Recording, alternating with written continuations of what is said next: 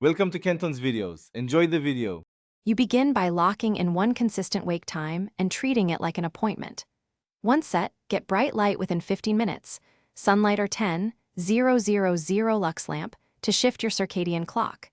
You also remove short-term saboteurs, no naps over 20 minutes, stop caffeine after 2 p.m., and delay alcohol near bedtime.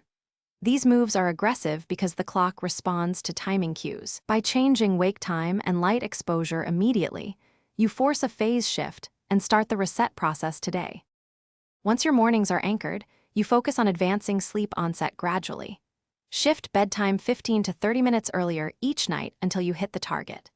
Make a firm 60-minute wind down, dim lights, stop screens, and do a calming ritual like reading or gentle stretching, because reduced blue light and routine increase melatonin release.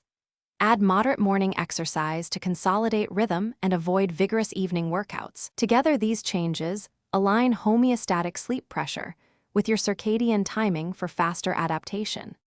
To finish, you lock the schedule. Maintain the same wake time daily, allow only a 30 to 60-minute weekend variation so the clock stays consistent. If you lie awake more than 20 minutes, get out of bed and do a low-stimulus activity until sleepy to avoid strengthening wakeful associations. If progress stalls after roughly 2 weeks, double-check light exposure and wind-down timing.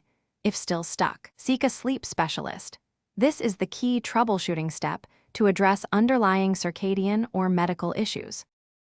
Thanks for watching. Consider subscribing if we helped you.